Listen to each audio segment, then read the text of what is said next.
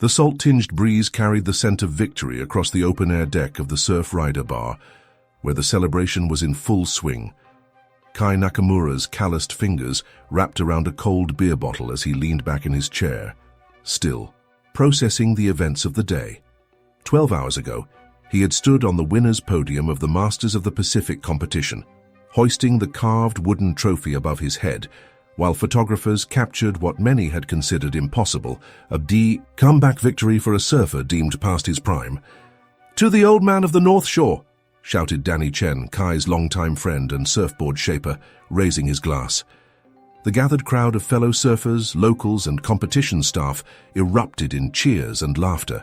Kai shook his head and smiled, the crow's feet around his eyes deepening. At 35, he wasn't truly old, not by normal standards, but in the world of professional surfing, he was practically ancient. Most champions were in their early 20s, with reflexes like lightning and bodies that bounced back from wipeouts overnight. Kai's body told a different story.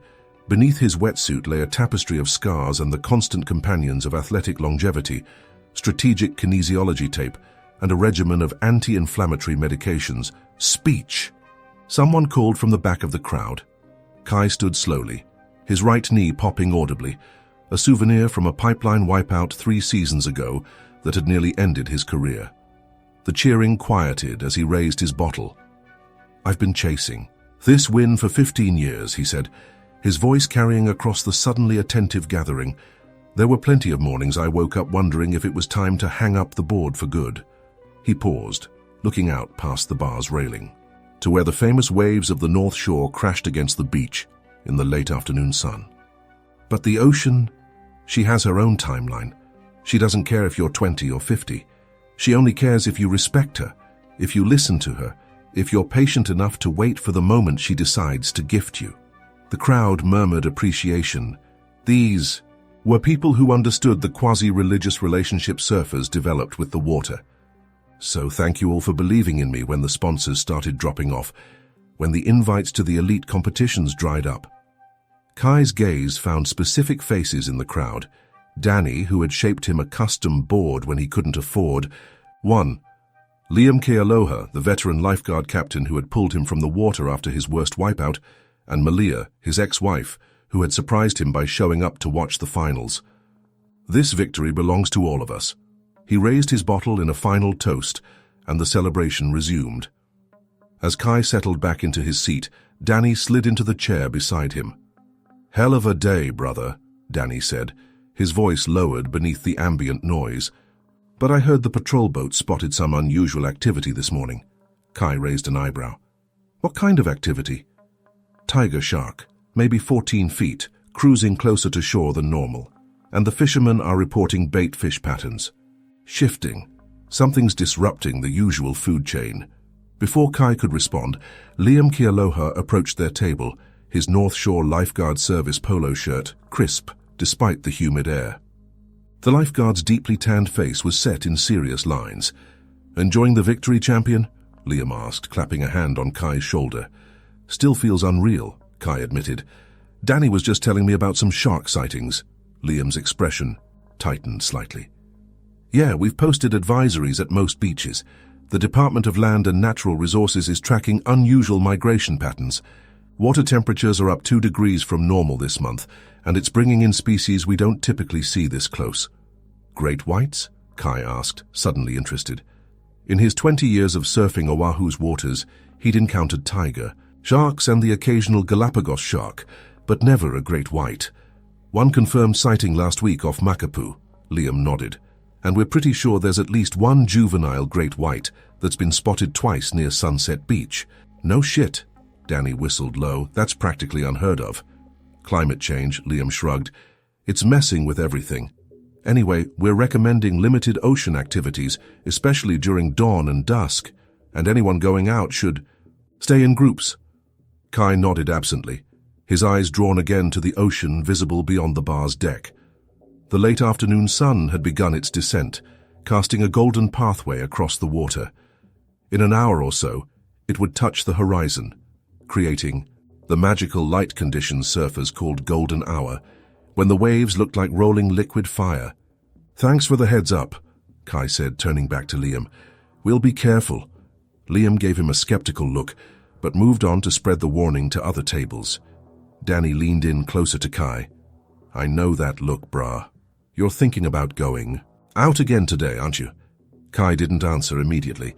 The victory that morning had awakened something he thought he'd lost, the pure, unbridled joy of riding a perfect wave, of being completely in sync with the ocean's rhythm. It was a feeling he'd been chasing for years, only catching glimpses of it as injuries and age made each competition more of a struggle than the last. "One more wave," Kai finally said. "A sunset session at Pipeline, a perfect end to a perfect day." Danny's expression darkened. "Did you not hear what Liam just said? Sharks, unusual activity, dawn and dusk being the highest risk times?" Kai waved away the concern. "I've been surfing these waters since I was 6 years old. I know how to read the signs." "Yeah. And I've been making boards for guys who got hit. Trust me, they all said the same thing before it happened." Danny's voice had an edge to it now. "Remember Marcus Paulson, hotshot from California who thought warnings were for tourists?" Kai did remember. 5 years ago, Marcus had gone out despite red flags and had lost his arm to a tiger shark at Sandy Beach. The attack had made international news, not just because of its severity, but because Marcus had been a rising star in the surfing world. "This here's different," Kai insisted. "I'm not going to be reckless, just one wave close to shore at Pipeline, my home break. The place knows me." Danny sighed, recognizing the stubborn set of his friend's jaw. "At least wait until I can go with you. You've had 4 beers, and your left ear is still healing from that infection. You're in no shape to surf Pipeline today." Before Danny could argue further, a young surfer approached their table, clutching a competition program. "Mr. Nakamura, could I get your autograph? That aerial 360 you landed in the semis was insane." The kid was maybe 16, all gangly limbs and sun-bleached hair. Kai smiled and took the offered pen. "What's your name?"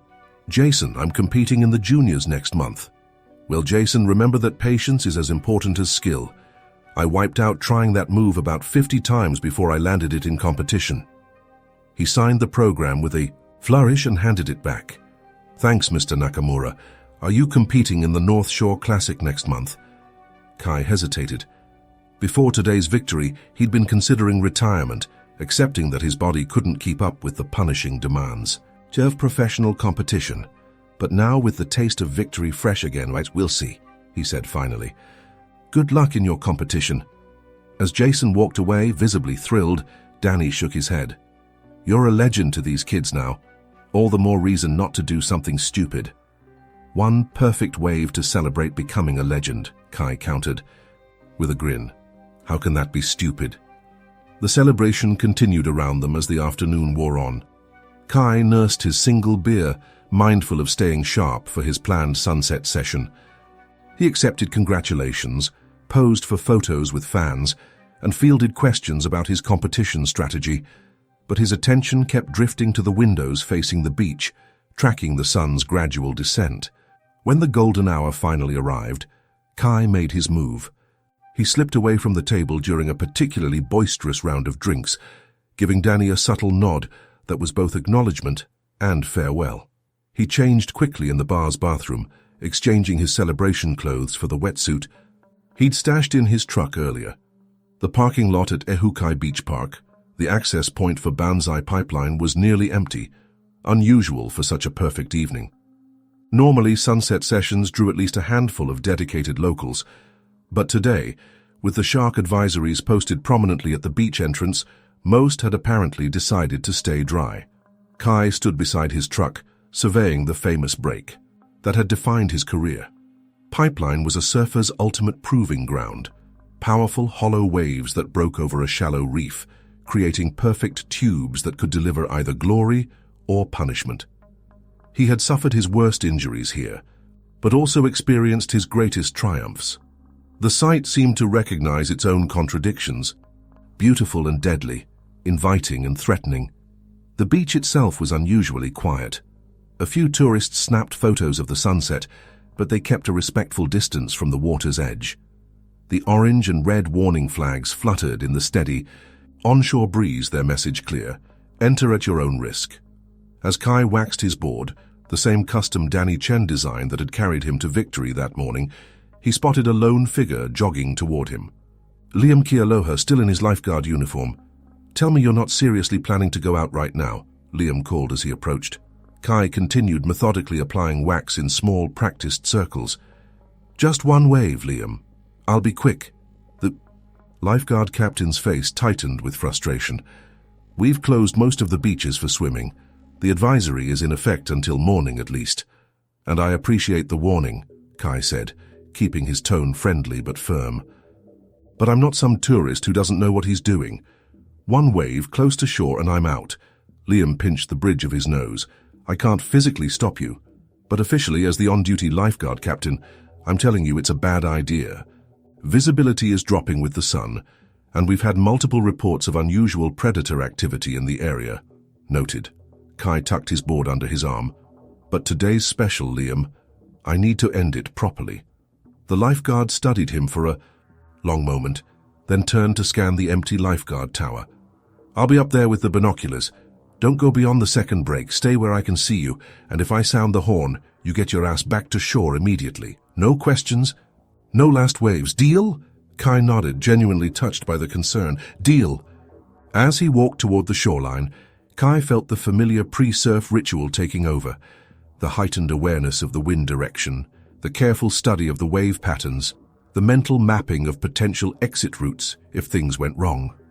The Whaoa setting sun painted the scene in otherworldly colors, the sky a canvas of orange and purple, the ocean surface transformed into hammered copper. He paused at the water's edge, watching a perfect hollow wave curl and crash, sending spray into the golden air. Most days, there would be at least half a dozen surfers jockeying for position at a break like this.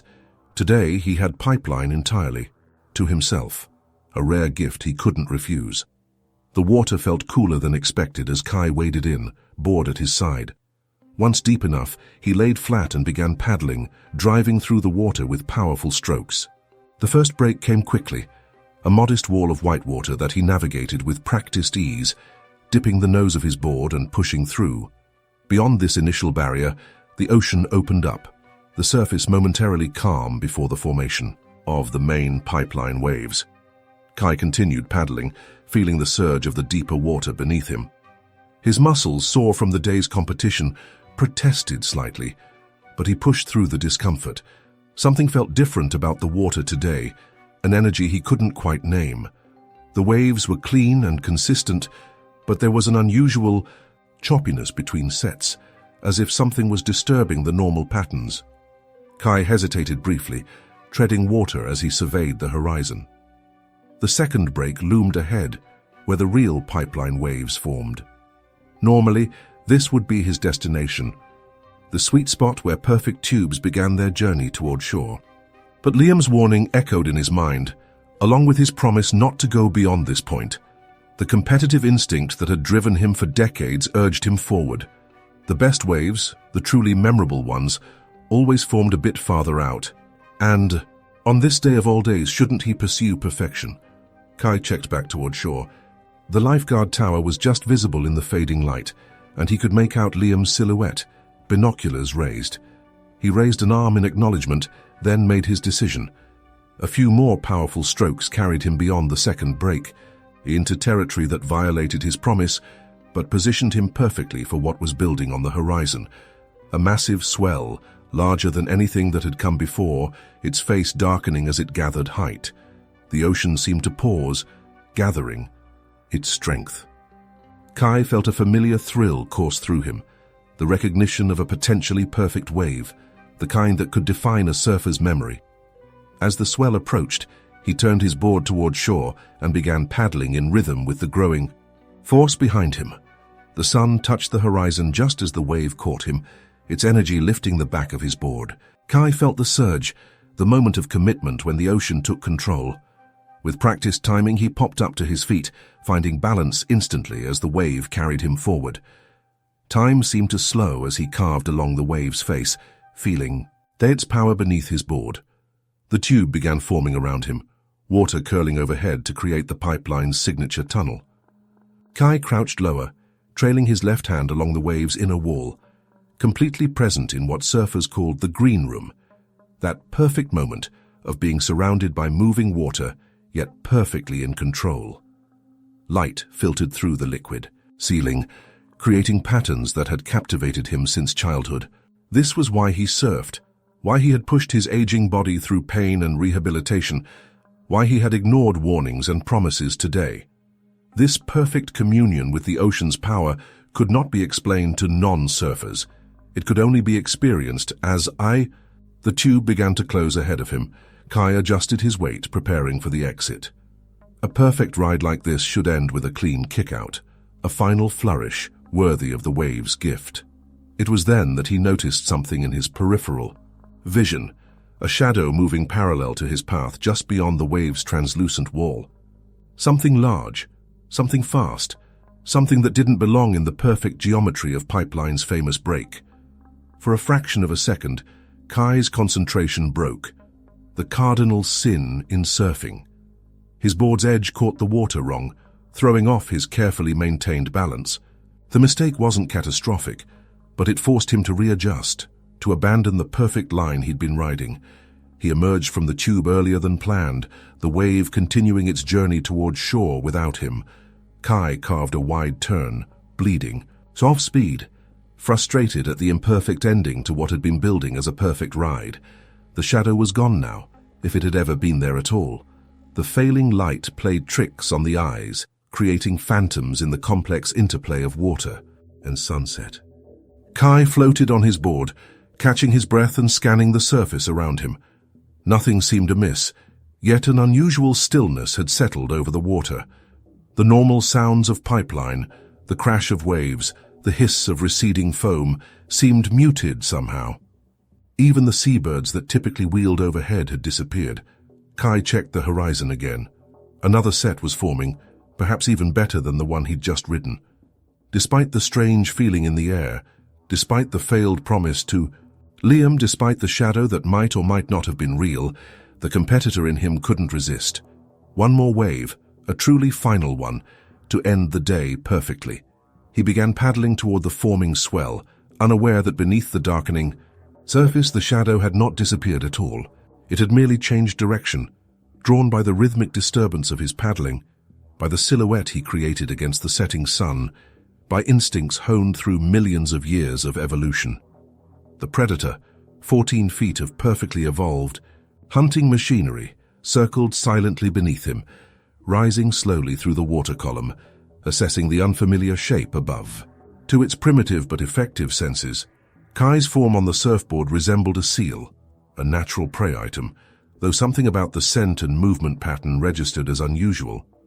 Above the surface, oblivious to the assessment taking place, below, Kai Nakamura positioned himself for what he intended to be the last wave of the greatest day of his professional life. The champion surfer, who had spent decades reading the ocean's moods and movements, had finally encountered the one sign he couldn't interpret, the complete absence of warning before nature's most perfect predator made its move. As the next wave began to form, promising another perfect tube, Kai turned his board shoreward once more. The fading golden light caught the water droplets spraying from his next paddle stroke, transforming them momentarily into a shower of tiny suns, a beautiful final image before the evening's perfect symmetry shattered in a violent explosion of water, blood, and primal terror. Time seemed to stretch and compress as Kai floated on his board, watching the golden hues of sunset transform into deeper oranges and purples. The celebration at the Surf Rider bar felt distant now, as if it had happened days ago rather than just an hour before.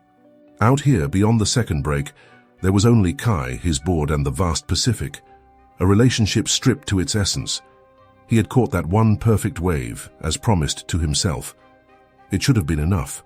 He should have paddled back, to shore where Liam waited with binoculars trained on his silhouette.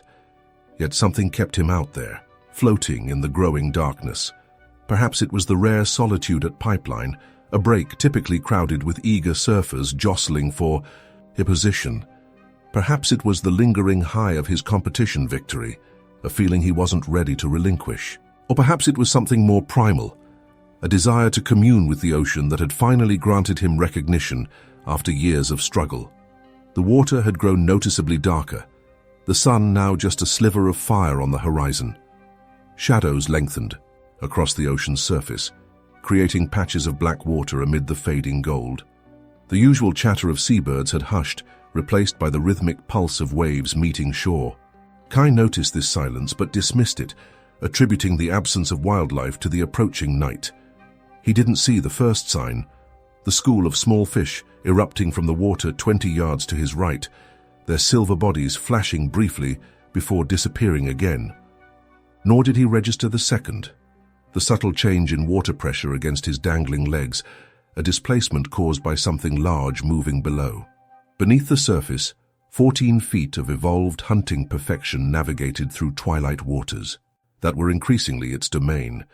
The great white shark, a female approximately 12 years old, had not planned to venture so close to shore. Her usual hunting grounds were the deeper channels between islands, where seals and sea lions provided the calorie-rich meals her massive body required. But unusual water temperatures had disrupted normal feeding patterns, driving prey species into unfamiliar territories. The shark, guided by instinct rather than conscious decision, had followed. For 3 days, she had patrolled the waters off Oahu's north shore, her dorsal fin occasionally breaking the surface to the alarm of sharp-eyed observers. Marine biologists tracking shark movements had noted the anomaly.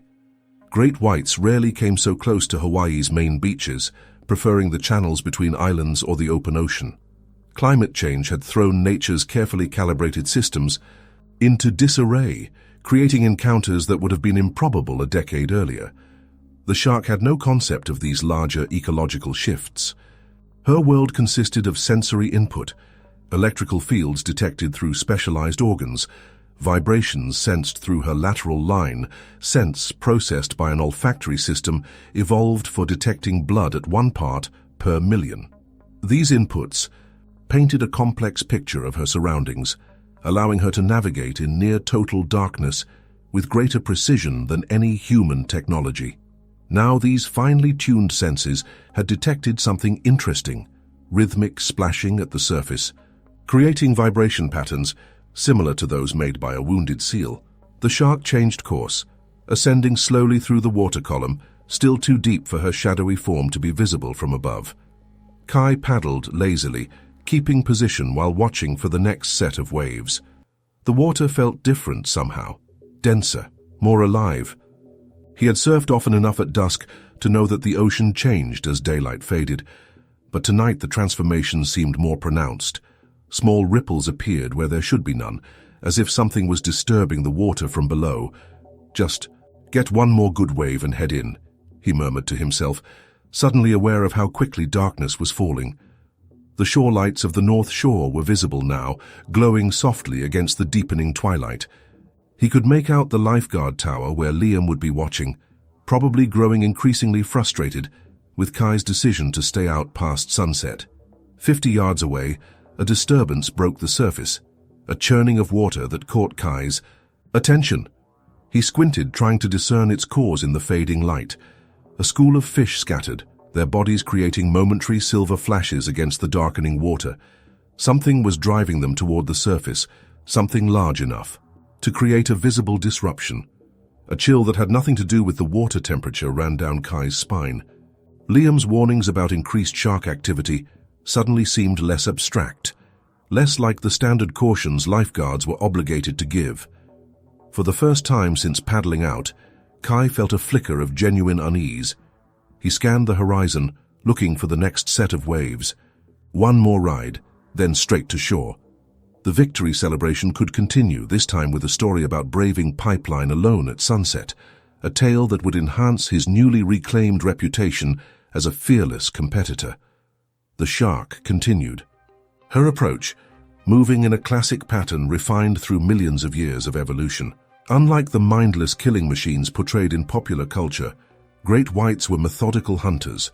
She circled below her potential prey, assessing it through multiple sensory channels, calculating the optimal approach angle. The shape above her was unusual, longer than a seal, with rhythmic movements that created distinctive vibration patterns. But in the low light, with the human's legs dangling in the water, Enough similarity existed to trigger the shark's predatory instinct. Her first pass was purely investigatory.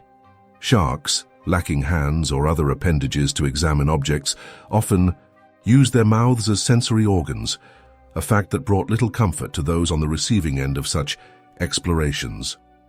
The great white rose toward the surface, then veered away at the last moment, brushing her sensor-laden snout against the underside of Kai's board before disappearing again into deeper water. The contact was so subtle that Kai nearly missed. A slight bumping sensation transmitted through his surfboard, as if he had drifted over a submerged log. He glanced down reflexively, but saw only his own reflection distorted in the dark water. The fading light made it impossible to see more than a few inches below the surface. "What the hell was that?" he muttered, scanning the water around him with newfound intensity. Veteran surfers knew that an unexplained bump was the ocean's most serious warning sign. Unlike the movies, sharks rarely announced their presence with a prominent dorsal fin cutting through the water. More often, the first indication was a subtle contact, the predator's way of gathering information before committing to an attack. Kai made a quick decision. The next wave, whatever it looked like, would be his last. No waiting for the perfect formation, no holding out for that ideal tube. Any ride that would carry him toward shore would do. As if responding to his urgency, the ocean began to swell. A new set was approaching, the waves larger than the previous ones, driven by distant winds and underwater topography. Kai turned his board toward shore and began paddling with purpose, his powerful arms driving through the water with renewed energy. Below him, the shark registered this change in movement pattern. The splashing had intensified, creating stronger vibrations and pressure waves, signals that mimicked a wounded animal trying to escape. In the shark's evolutionary programming, this triggered the transition from investigation to pursuit. She accelerated upward, her muscular tail propelling her massive body with surprising speed. Unlike human swimmers, who must overcome water resistance, sharks were perfectly adapted to their environment, capable of explosive bursts that could carry them from depth to surface in seconds. Kai felt the swell lifting the back of his board, the prelude to catching a wave. He paddled harder, timing his strokes to match the wave's building energy. The practiced movements came automatically, muscle memory taking over after thousands of similar moments throughout his career. As the wave caught him, he prepared to pop up to his feet, the decisive movement that would transform floating into surfing. His hands pressed against the board, ready to push his body upward. The shark broke the surface 5 yards behind him, her dark form momentarily visible against the twilight sky before dropping back beneath the water. The splash was substantial enough to catch Kai's peripheral vision, causing a momentary lapse in concentration that nearly cost him the wave. He recovered quickly, popping up to his feet and finding his balance as the wave carried him forward. What he had seen registered fully only when he was upright and riding. A large, dark shape, breaching and then disappearing. Not a dolphin. The silhouette was all wrong, lacking the distinctive curved dorsal fin. Not a monk seal, too large, too fast. There was only one possibility, and it confirmed Kai's worst fears. He was not alone in these darkening waters, and his companion was the ocean's apex predator. Staying upright on the board was now about survival, not sport. Kai bent his knees, lowering his center of gravity and focusing entirely on maintaining a clean, fast line toward shore. Every instinct screamed to go faster, but experience warned against recklessness. A wipeout now would leave him thrashing in the water, the worst possible scenario with a predator nearby. The wave carried him shoreward, its face deteriorating as it moved into shallower water. Under normal circumstances, a surfer of Kai's caliber would have maneuvered along the wave's face, extending the ride by staying in the power zone. Instead, he took the most direct path toward beach, accepting the less thrilling ride in exchange for speed. Behind him, the shark adjusted her course, following the vibrations of the surfboard cutting through water. The wave's energy had disrupted her initial approach, forcing her to circle back. But she remained interested, driven by the complex neurochemistry of predation, a mixture of hunger, curiosity, and instinct that had served her species successfully for 400 million years. From the lifeguard tower, Liam Kealoha tracked Kai's progress with mounting concern. Even through binoculars, details were difficult to discern in the fading light, but the lifeguard captain had noticed the sudden change in Kai's riding style, the abrupt transition from fluid artistry to urgent directness. Something had happened out there, something that had transformed a sunset session into what appeared to be a desperate race for shore. Liam reached for the radio clipped to his belt. "Possible situation at pipeline," he said tersely. "Surfer coming. In fast, unusual movement patterns. Could be nothing, could be something. Standing by." The response was immediate. "Copy that. Patrol boat is 3 minutes out if needed. Keep us updated." Kai felt the wave's energy dissipating beneath him as it rolled into shallower water. He stayed with it as long as possible, extracting every yard of forward momentum before the inevitable. Drop in speed forced him back down onto his stomach.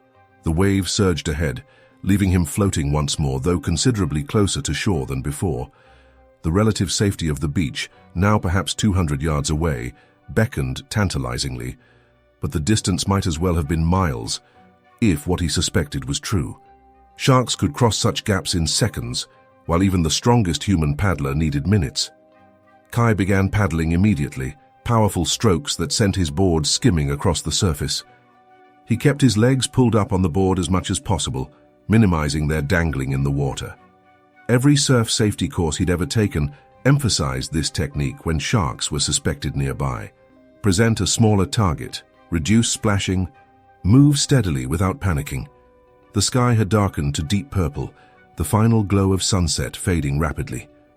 Offshore lights illuminated the nearer waters, but where Kai floated, shadows dominated. The ocean beneath him was now a black void, making it impossible to spot any approaching danger. He maintained a rhythmic paddling pace, fighting the urge to thrash frantically toward shore. Such movements would only mimic injured prey more closely, potentially triggering a predatory response. Instead, he focused on smooth, powerful strokes, keeping his breathing controlled despite the adrenaline flooding his system. 50 yards farther toward shore, another wave was forming, smaller than the previous set, but enough to provide crucial momentum. If he could catch it, the ride would carry him into the shallower waters, where larger sharks rarely ventured. Kai paddled harder, positioning himself to intercept the approaching swell. The shark sensed the change in vibration patterns as her potential prey increased speed. The electrical sensors in her snout, specialized organs called the ampullae of Lorenzini, detected the minute electrical field generated by Kai's muscle contractions as he paddled. These bioelectric signals painted a clear target in the darkness, more reliable than visual cues in murky water. She accelerated, her torpedo-shaped body perfectly designed for rapid pursuit. Unlike most fish, great whites maintained a body temperature warmer than the surrounding water, allowing for explosive bursts of speed when needed. Now, she closed the distance with frightening efficiency, drawn by the splashing and bioelectric signature of the human above. Kai sensed the approaching wave and intensified his paddling, timing his strokes to match its energy. The swell lifted his board, beginning the familiar process of wave catching that he had performed countless times in his career. But something felt wrong, an unusual resistance as if an unseen hand were holding the tail of his board. The shark had approached from directly behind, her snout bumping the surfboard's underside as she rose toward the surface. This was not yet a committed attack, rather a final investigation before deciding whether to strike. The contact was firm enough to disrupt Kai's timing, causing him to miss the crucial moment when the wave's energy would have captured his board. The swell rolled beneath him, continuing toward shore without providing the ride he desperately needed. Kai cursed under his breath, immediately resuming his paddling. But the brief interruption had cost him vital seconds and distance. "Come on. Come on," he muttered, scanning the horizon for the next potential ride. The waves appeared to be diminishing as the tide shifted, offering fewer opportunities for a quick escape to shallower water. Liam's voice suddenly boomed across the water, amplified by the lifeguard tower's speaker system. "Surfer at pipeline. Return to shore immediately. Repeat, return to shore immediately." The public announcement confirmed what Kai already knew. His situation had escalated from unwise decision to genuine emergency. The lifeguard would not use the tower speakers unless he had observed something of serious concern. Kai abandoned any pretense of calm, regular paddling. With shore still over 100 yards away and darkness nearly complete, survival took precedence over shark safety guidelines. He paddled furiously, his arms windmilling in powerful strokes that sent the board surging forward. The increased splashing created a chaotic sensory picture for the shark, a mixture of vibrations and pressure waves that resembled a wounded animal in distress. This sensory input triggered the final transition from investigation to attack. The shark circled once more, descending slightly before turning sharply upward toward her target. Kai felt something large pass beneath his board, a disturbance in the water pressure distinct enough to register even amid his desperate paddling. An instinctive dread clutched at his chest, the primal fear of something massive and unseen moving in the darkness below. He redoubled his efforts, arms burning with exertion as he drove the board toward safety. The beach was visible now, illuminated by shoreline lights. Kai could make out figures gathering at the water's edge, Liam and several others, presumably alerted by the lifeguard's public warning. Their presence offered psychological comfort, but no practical assistance. They were still too far away to help if the worst happened. The shark completed her final approach circuit, accelerating upward from 10 feet below.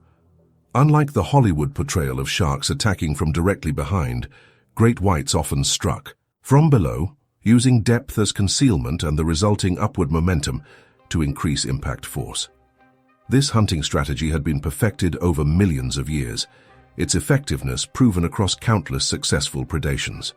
As she neared her target, the shark rolled slightly to the side and angled her head, positioning her mouth for optimal contact.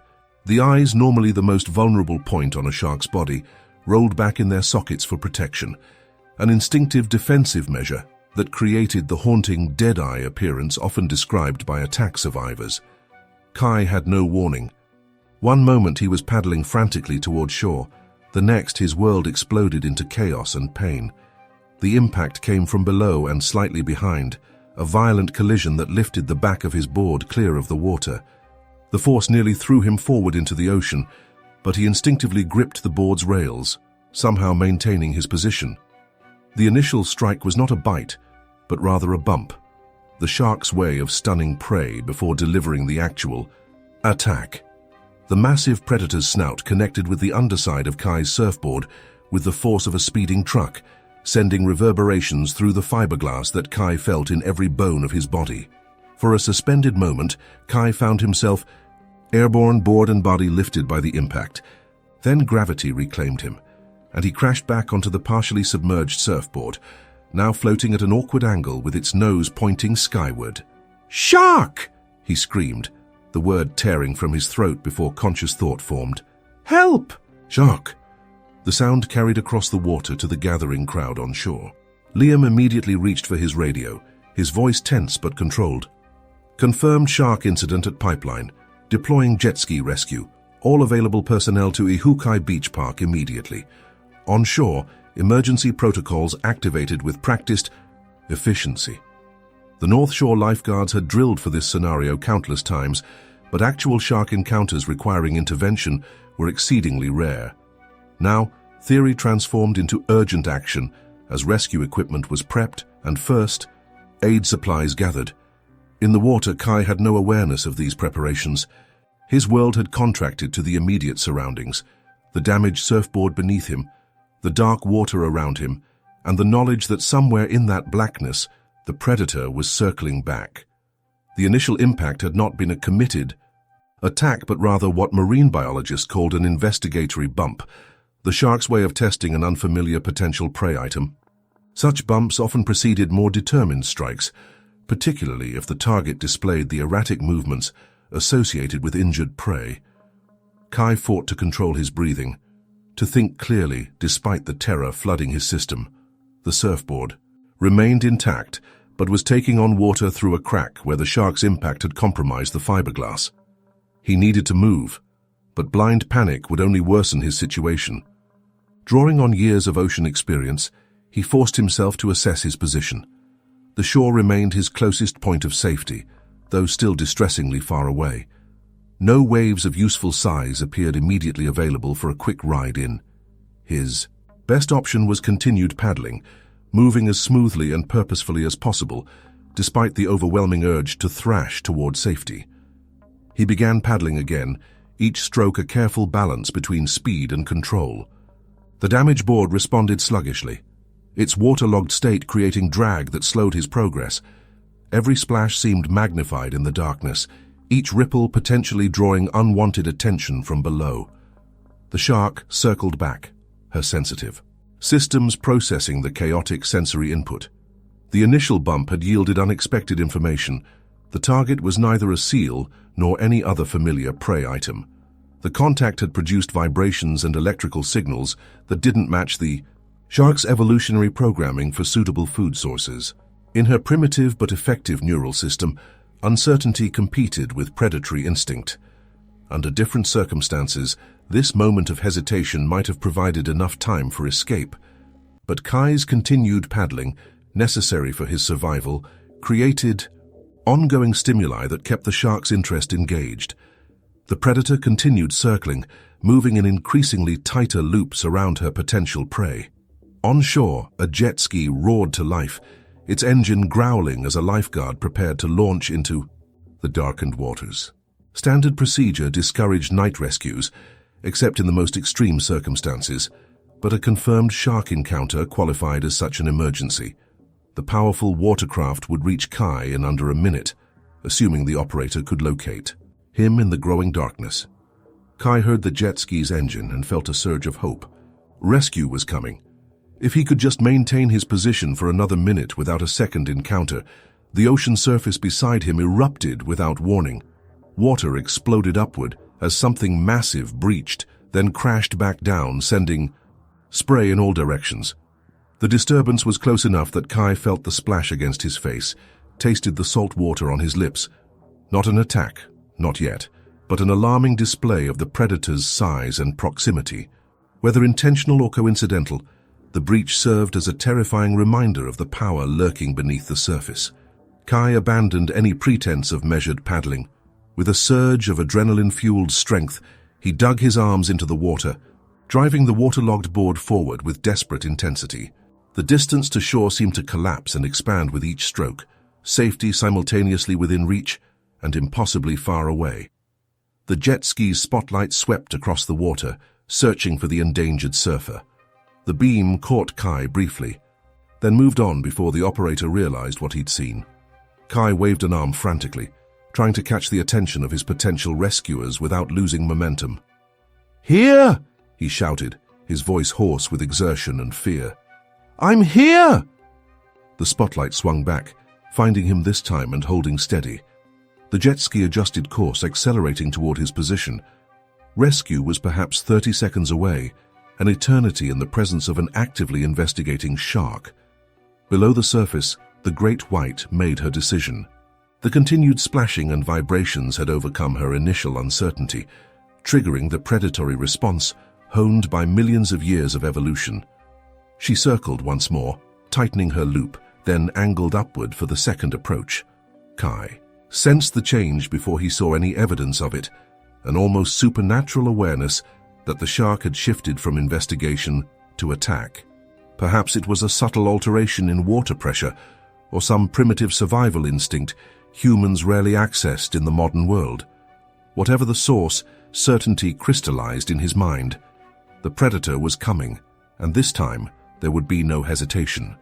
The jet ski closed the distance, its spotlight illuminating a surreal tableau. A lone surfer on a damaged board, paddling with frantic determination through the black water, while somewhere just beyond the beam's reach, death approached from the depths. In that moment, as rescue and predator raced toward the same point from opposite directions, Kai Nakamura experienced a clarity he had never known before, a perfect awareness of his own fragility and the ocean's indifferent power. The water that had defined his life, given him purpose and identity, now threatened to take everything away. The shark rose from the darkness below, a perfect killing machine honed by endless generations of natural selection. Kai paddled toward the approaching light, every muscle burning with effort and terror. Between them, only seconds and yards remained, a narrow margin that would determine whether his story ended in triumph or tragedy. The last wave at Pipeline, intended as a celebration of the greatest victory of his career, had become something entirely different, a desperate race against nature's most perfect predator, playing out in the darkening waters as the last light faded from the Hawaiian sky. The world slowed to a crawl as the massive shape erupted from the depths. Later, Kai would recall this moment with crystalline clarity, how the black water parted, revealing first the pointed snout, then the rows of serrated teeth as the great white's jaws gaped wide. In that suspended fragment of time, his mind registered absurd details. Water droplets catching the rescue jet ski's spotlight as they scattered from the shark's emerging form, the pinkish hue of the predator's mouth interior contrasting with the grey-white exterior. The absolute mechanical perfection of an apex predator, fulfilling its evolutionary purpose. Time compressed again as 14 feet of muscle and teeth completed its upward trajectory. The shark's massive head connected with the underside of Kai's board, jaws clamping down on fiberglass and foam, and the lower portion of Kai's left leg. The impact lifted both board and surfer partially out of the water. Pain exploded through Kai's body as teeth designed for shearing through seal blubber cut through his wetsuit, skin, muscle, and bone with terrifying efficiency. His mouth opened in a scream that seemed to come from somewhere outside himself, a primal sound of agony and terror that cut through the night air. Hercules, God, help me! The shark thrashed violently, its powerful body twisting in the water as it attempted to tear away a portion of its catch. The movement sent Kai and his board spinning, still connected to the predator by its unyielding grip on his leg. Seawater and blood sprayed in all directions, creating a chaotic mist illuminated by the approaching jet ski's spotlight. On the rescue craft, lifeguard Mako Tanaka swore under his breath as the scene unfolded in his spotlight beam. In 5 years of service with the North Shore Lifeguard Service, he had responded to countless emergencies, drownings, heart attacks, spinal injuries from wipeouts, but never an active shark attack. Training kicked in despite the horror before him. "Dispatch, this is Rescue 3, he shouted into his radio. "Confirmed shark attack at Pipeline. Victim is still engaged with the animal, requesting immediate medical response and shark protocol activation." The radio crackled with acknowledgement.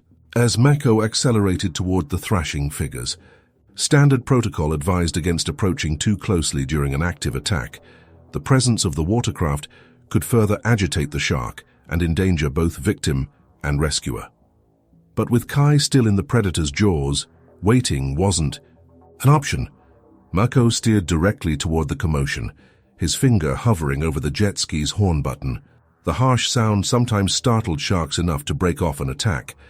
As he closed the distance, he reached for the rescue sled towed behind his craft, preparing for the moment he might have an opportunity to extract Kai from the water. The churning sea, Kai's mind flashed between blinding pain and surreal clarity. The shark maintained its grip on his leg, the pressure intense but strangely distant, as if happening to someone else. Shock was setting in, his body's defense mechanism against traumatic injury. Through the foam and blood, he could see the rescue jet ski approaching, its light creating strange shadows across the violent tableau. Somewhere in his adrenaline-flooded brain, knowledge surfaced, fragments of shark safety training from years of professional surf competitions. Eyes and gills, the instructors had said. If attacked, target the eyes and gills. Nothing else will deter them. With his right leg still free and his upper body supported by what remained of his shattered surfboard, Kai managed to twist toward his attacker. The shark's eye, black and seemingly emotionless, was visible just above the waterline as it continued its thrashing.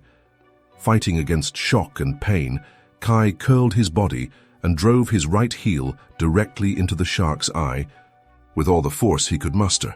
The effect was immediate. The great white's jaws loosened slightly as the sensitive organ registered the assault. Encouraged, Kai struck again, this time pounding his fist against the shark's gill slits, another vulnerable area.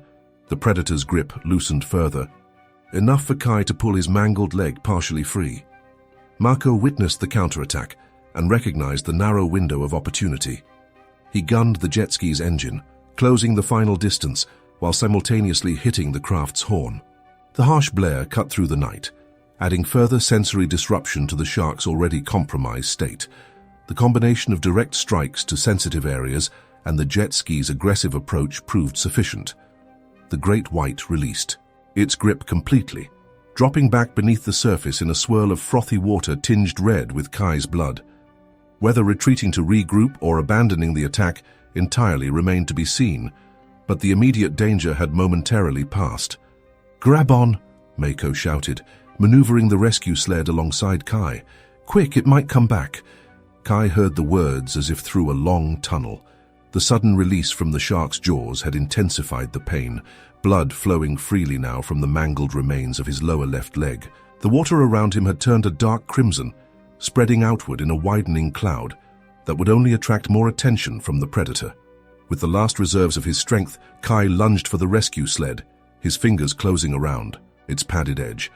Mako leaned over, grabbed the back of Kai's wetsuit, and hauled upward with practiced strength, helping the injured surfer flop onto the floating platform. "I've got you," Mako said, quickly securing Kai with safety straps. "Hang on tight, we're getting out of here fast." No sooner had he spoken than a dark shape passed directly beneath the jet ski, the shark circling back, drawn by the blood trail and the continued disturbance. Mako didn't hesitate. He twisted the throttle to full power, and the jet ski leapt forward, the rescue sled with Kai strapped aboard skimming over the surface behind it. The sudden acceleration saved them. The great white breached again in the exact spot they had occupied moments before, massive jaws snapping closed on empty air before crashing back into the water. Mako glanced back briefly, then focused on the shoreline ahead, where emergency lights now flashed as first responders gathered. On the rescue sled, Kai drifted in and out of consciousness. The pain in his leg had transformed into a strange, burning numbness, and an unnatural cold spread through his body. Despite the relatively warm Hawaiian water, he recognized the symptoms of shock and significant blood loss from first aid training, understanding dimly that his situation remained critical even with the shark no longer an immediate threat. "Stay with me, Kai," Mako shouted over his shoulder. Sensing the surfer's fading awareness, "We're almost there, keep your eyes open." Kai struggled to comply, forcing his eyes to remain fixed on the approaching shoreline. The beach seemed to pulsate with emergency lights, red, white, and blue flickering in a hypnotic pattern that threatened to lull him into unconsciousness. He bit down hard on his lower lip, using pain to maintain awareness. The coppery taste of his own blood filled his mouth. "Not going to die," he mumbled through chattering teeth. "Not like this."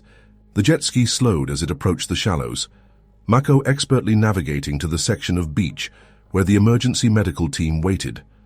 Even before the craft came to a complete stop, EMTs were wading into the water, reaching for the rescue. "Sled, shark bite to left lower leg," Mako reported as they transferred Kai onto a backboard. "Significant tissue and bone damage. He's lost a lot of blood and is showing signs of shock." The medical team worked with practiced efficiency, immediately applying a tourniquet above the injury to stem the catastrophic bleeding. An oxygen mask descended over Kai's face as IV lines were started in both arms, delivering fluids to combat the hypovolemic shock threatening his system. "BP 80-40 and dropping," called one EMT, securing the blood pressure cuff around Kai's right arm. "Pulse 130 and thready. We need to move him now." Through the fog of shock and the growing effects of blood loss, Kai was vaguely aware of being lifted, of the backboard being secured onto a gurney, of rapid movement across the sand toward a waiting ambulance. Faces appeared and disappeared in his field of vision. Mako's concerned frown, the clinical focus of the EMTs, and suddenly, unexpectedly, Liam Kealoha's guilt-stricken expression. "I should have stopped you," the lifeguard captain said, jogging alongside the gurney. "Damn it, Kai, I should have physically stopped you from going out." Kai wanted to respond, to absolve Liam of responsibility for his own stubborn choices, but speech seemed beyond his capabilities now. The oxygen mask fogged with his shallow breaths as darkness encroached on the edges of his vision. The gurney stopped briefly beside the open ambulance doors. In that moment of stillness, Kai's gaze drifted back toward the ocean. Despite the emergency lights and the gathering crowd, he could still make out the dark water beyond the surf line. Somewhere out there, the great white continued its patrol, neither malevolent nor forgiving, simply a perfect predator fulfilling its role in nature's grand design. A strange sense of respect mingled with Kai's fear and pain. He had entered the shark's domain with arrogance, ignoring warnings and believing his skill and experience granted him special dispensation from nature's rules. The shark had simply reminded him of his place in the natural order, a lesson delivered with terrible efficiency. The gurney lifted into the ambulance. Doors slammed shut, cutting off his view of the ocean.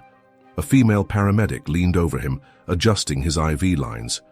"You're going to the Queen's Medical Center," she said, her calm voice a counterpoint to the urgent activity around him. "Their trauma team is standing by. Just stay with us, Kai. Fight." The ambulance lurched into motion, siren wailing as it accelerated away from Ihukai Beach Park. Inside, the medical team continued their life-saving work, monitoring vital signs and administering emergency treatments to keep Kai stable during the critical transport to Honolulu. "Left leg trauma below the knee," the lead paramedic dictated into a recorder for the hospital team. "Multiple lacerations consistent with shark bite pattern. Exposed tibia and fibula with significant soft tissue avulsion.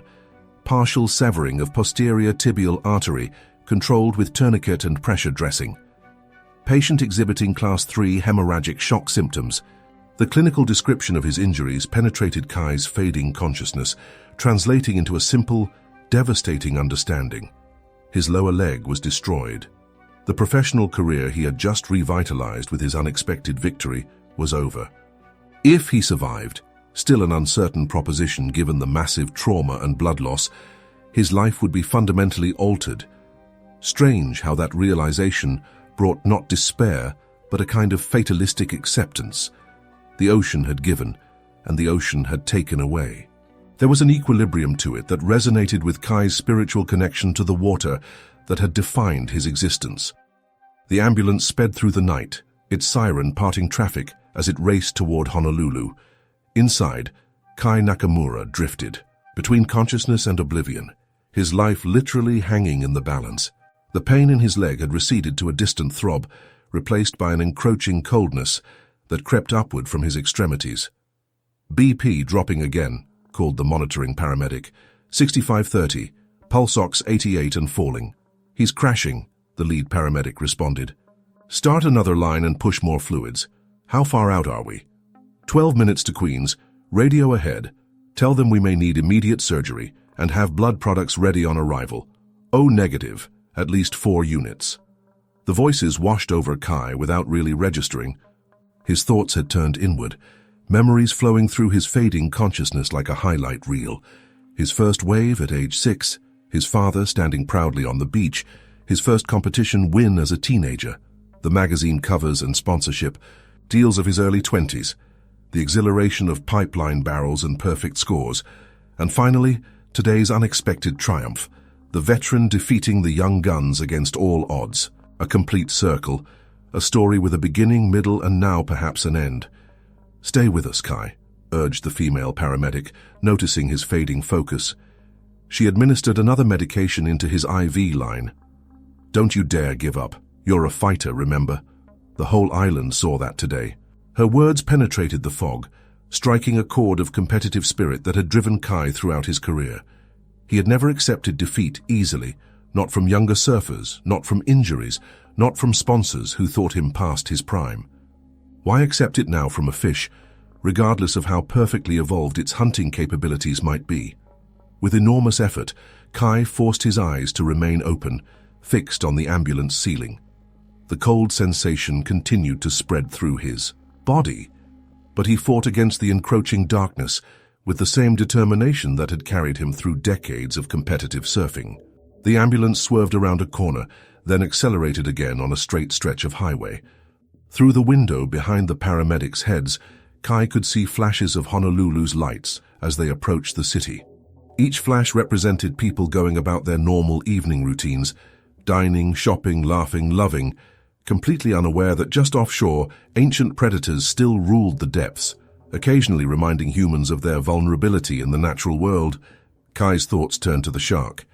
Was it still patrolling Pipeline's waters, or had it continued its journey, perhaps returning to the deeper channels between islands? Despite everything, he felt no hatred toward the animal.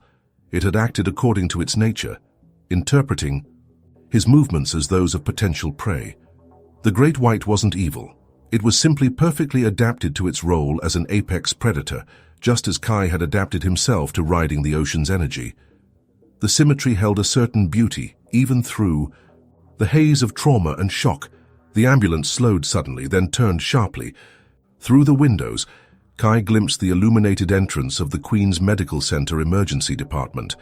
The vehicle backed up to the doors with practiced precision, and immediately the rear doors burst open.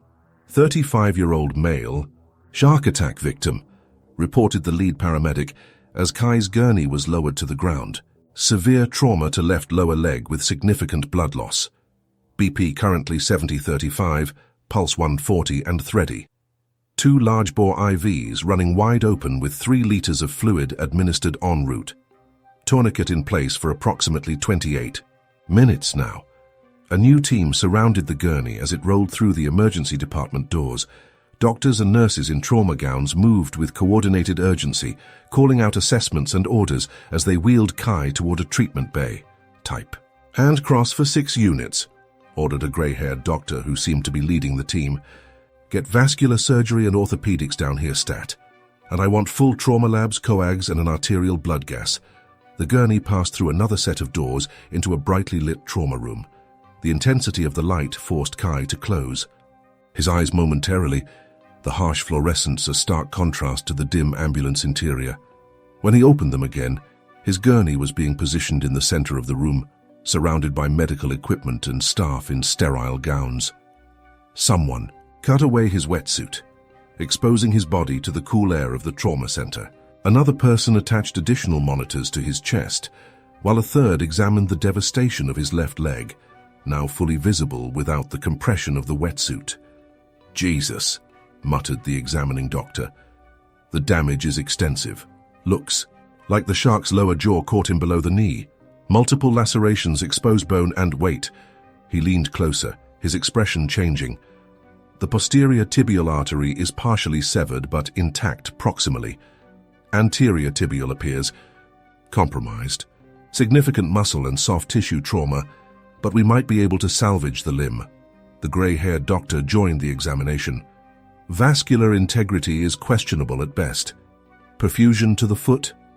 Minimal. Distal pulses are absent, some capillary. Refill in the anterior compartment, none posteriorly. Let's get him to OR3. Vascular and orthopedics are waiting. We'll reassess salvageability under proper lighting. For now, maintain the tourniquet and start the blood products, his pressures still tanking. Kai processed these exchanges through a growing mental fog. The medical jargon translated into a simple understanding. They were discussing whether his leg could be saved or would require amputation. The possibility should have terrified him, but in his current state, the concern seemed distant, academic rather than immediate. A nurse leaned into his field of vision. Mr. Nakamura, we're taking you to surgery now. The doctors are going to do everything possible to repair the damage to your leg. Do you understand? Kai managed a slight nod. Is there anyone we should contact for you? Family, friends? With enormous effort, Kai forced words past his dry lips. Danny Chen. My phone. Contacts. The nurse made a note. We'll find him. Just focus on staying with us now, okay? The gurney began moving again, rolling through corridors toward the operating rooms. The ceiling lights passed overhead in a rhythmic pattern that threatened to hypnotize Kai's fading consciousness. He fought to maintain awareness, but the combination of blood loss, shock, and now pain medication made the struggle increasingly difficult. They passed through another set of doors into a new space, cooler, more sterile, with different lighting. The operating room. A team in surgical gowns awaited his arrival, already prepared with instruments and equipment for the complex task ahead. As they transferred him from the gurney to the operating table, a new face appeared above him, a woman, in her 40s with calm, confident eyes visible above her surgical mask. Mr. Nakamura, I'm Dr. Akamai, vascular surgeon. We're going to do everything we can to save your leg, but I need to be honest with you. The damage is severe. There's a significant chance we may need to amputate below the knee. Do I have your consent to proceed with whatever measures are necessary to save your life, and if possible, your limb? The bluntness of the question cut through Kai's mental fog. Amputation. The word hung in the air, heavy with implications for his future, his identity, his career. For a surfer whose life had been defined by physical performance and connection to the ocean, losing a limb represented a fundamental reshaping of existence. Yet in this moment of clarity, Kai recognized that the alternative was no choice at all. Life, even irrevocably changed, was preferable to its absence. "Do what you need to," he managed to whisper. "Just don't let me die here." Dr. Akamai nodded. "We'll do our absolute best. The anesthesiologist is going to put you to sleep now. When you wake up, the worst will be over." A mask descended over Kai's face, delivering oxygen mixed with anesthetic gases. A new voice instructed him to count backward from 10. He made it to 7 before consciousness finally slipped away, carrying him into a darkness deeper than the ocean, where his life had changed forever. In that artificial void, free from pain and fear, Kai Nakamura drifted. His last coherent thought before surrendering completely to the anesthesia was not of the shark, nor of his injured leg, nor even of the uncertain future that awaited him. It was of the wave, that perfect, flawless ride he'd experienced just before the attack. The sensation of being completely in tune with the ocean's energy, of riding within the green room as water curved overhead in nature's most perfect architecture. For those brief seconds, he had achieved what every surfer seeks: absolute harmony with the elemental forces that shape our world. Whatever came next, amputation, rehabilitation, a life fundamentally altered, he had experienced that perfect communion. The ocean had granted him that final gift before extracting its terrible price. As consciousness faded completely, Kai accepted the exchange. The wave and the bite, inseparable aspects of the same magnificent, indifferent force that had defined his existence. The surgical team positioned themselves around the operating table, instruments ready as monitors displayed Kai's vital signs. Dr. Akamai made the first incision, beginning the long process of assessing and repairing the shark's devastating damage. Outside the operating room in the waiting area, hospital staff was already contacting Danny Chen, who would begin the process of notifying the surfing community that one of their champions was fighting for more than just his career. And miles away, in the dark waters off Oahu's north shore, the Great White continued its silent patrol, neither malevolent nor forgiving, simply a perfect predator, fulfilling its role in the ancient, ongoing dance between human and ocean. The operating room hummed with controlled urgency as the surgical team worked to save Kai Nakamura's leg and life. Dr. Elena Akamai, the vascular surgeon, maintained a calm focus as her hands moved with practiced precision, repairing severed blood vessels, while her orthopedic colleague, Dr. James Kikoa, assessed the extensive bone damage. "Anterior tibial artery is completely severed," Dr. Akamai reported, her voice steady despite the gravity of the situation. "I'm attempting to reconnect, but the tissue damage is extensive." Dr. Kikoa nodded as he examined the exposed bone. "Partial. Fractures to both tibia and fibula. The shark's teeth left serration marks across the bone surface. Never seen anything quite like it." The two surgeons had been working for nearly 3 hours, their scrubs stained with blood despite multiple changes. The monitors tracking Kai's vital signs beeped steadily, a reassuring rhythm that contrasted with the chaotic circumstances that had brought him to their operating table. "BP's holding at 170, reported the anesthesiologist. "He's stable for now, but he's received 4 units of blood already." Dr. Akamai focused on reconnecting a particularly damaged vessel, her movements meticulous under the surgical microscope. "The posterior tibial artery is salvageable. If we can restore adequate blood flow, we might save the foot. Nerve damage is my concern," Dr. Kikoa replied. "Even if we can repair the vascular system, sensory and motor function may be compromised. He's a professional surfer. Balance and proprioception are everything." Their conversation continued in this clinical manner, a necessary professional distance maintained despite the human drama unfolding beneath their hands. For them, Kai Nakamura was simultaneously a celebrated athlete and a set of urgent medical problems requiring immediate solutions. Outside the operating room, in the hospital's surgical waiting area, a different scene unfolded. Danny Chen paced the floor, his wet hair and rumpled clothes evidence of his hasty journey from the North Shore to Honolulu. He had been at the Surfrider bar when the call came through. Kai had been attacked by a shark and was being rushed to Queen's Medical Center in critical condition. Danny had driven like a man possessed, narrowly avoiding accidents as he raced down the coastal highway. Now trapped in the sterile limbo of the waiting room, his helplessness manifested as restless energy. "Anything?" he asked, as Liam Kealoha returned from speaking with the surgical liaison nurse. The lifeguard captain shook his head. "Still in surgery. They said it could be several more hours." Liam's uniform remained damp and sand-streaked from the beach rescue. Dark circles had formed under his eyes, and the usual confidence in his posture had been replaced by a defeated slump. He dropped heavily into a chair, running a hand across his face. "I should have stopped him," Liam said, voicing the thought that had been tormenting him since the attack. "I'm the lifeguard captain. I could have called the police, declared the water officially closed." "And Kai would have gone out anyway," Danny interrupted. "You know how he is when he gets something in his head. Stubborn as hell. That stubbornness might cost him his leg, maybe his life." Neither man spoke for a moment, the weight of those possibilities settling over them. The waiting room's fluorescent lights buzzed overhead, casting everything in a harsh, unforgiving glow that seemed to match the gravity of the situation. The silence was broken by the arrival of Malia Nakamura, Kai's ex-wife. Though they had divorced 3 years earlier, she had remained part of his extended social circle, connected through mutual friends and the tight-knit North Shore surfing community. She had been at the competition earlier that day, cheering his unexpected victory from the stands. "Any news?" she asked, her voice tight with controlled emotion. Though their marriage had ended, Kai had remained important to her, a fact she had only fully realized when she'd received the call about the attack. Danny shook his head. "Still in surgery, they're trying to save his leg." Malia closed her eyes briefly, absorbing this information.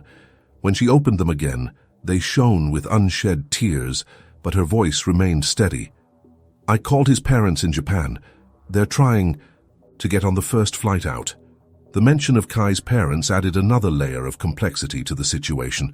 Takeo and Reiko Nakamura had never fully embraced their son's surfing career, hoping instead that he would eventually return to Japan and join the family's architectural firm. Their strained relationship had been one of many factors in the dissolution of Kai and Malia's marriage. "And the media?" Liam asked, glancing toward the hospital entrance. "Any reporters out there yet?" Malia nodded grimly. "Starting to gather. The story's spreading fast. Champion surfer attacked by shark hours after historic win. The hospital's security is keeping them outside, but they're persistent." "Of course they are," Danny muttered. "Nothing sells like tragedy." As the night progressed, more people arrived at the waiting room. Fellow surfers, competition officials, friends from the North Shore community. A silent vigil formed, punctuated occasionally by hushed conversations, and the arrival of fresh coffee provided by hospital staff who recognized the unusual gathering of surf industry personalities. Shortly after midnight, Dr. Elena Akamai appeared in the doorway, still wearing surgical scrubs, though she had removed her cap and mask. The conversations immediately ceased, all attention focused on the surgeon as she approached the group. "Are you here for Kai Nakamura?" she asked.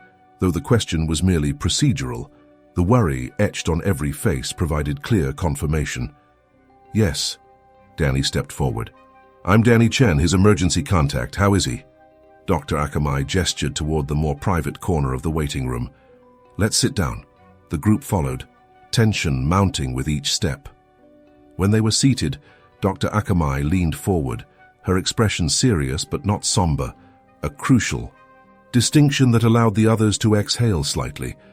"Mr. Nakamura survived the surgery," she began. "He's stable now, though his condition remains serious. The shark attack resulted in significant trauma to his left leg below the knee." "Did you have to amputate?" Malia asked directly, her voice barely above a whisper. No, Dr. Akamai replied. We were able to repair the major vascular structures and stabilize the bone damage.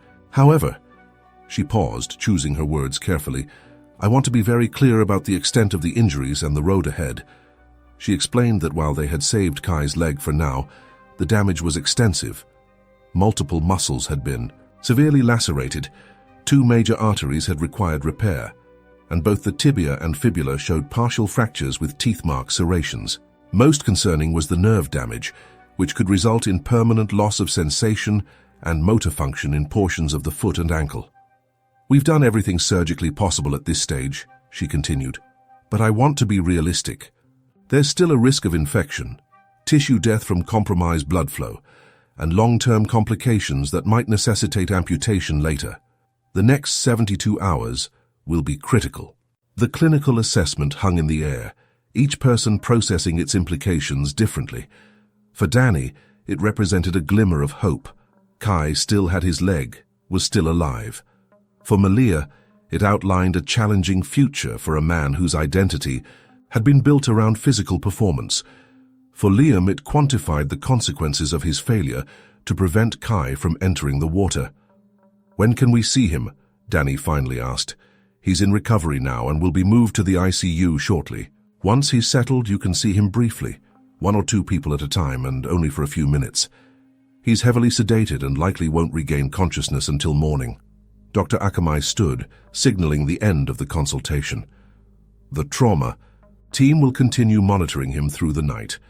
I'll be back to check on him in the morning, and we'll have a better sense of his progress then. As the surgeon departed, the group remained seated, absorbing the information and its implications.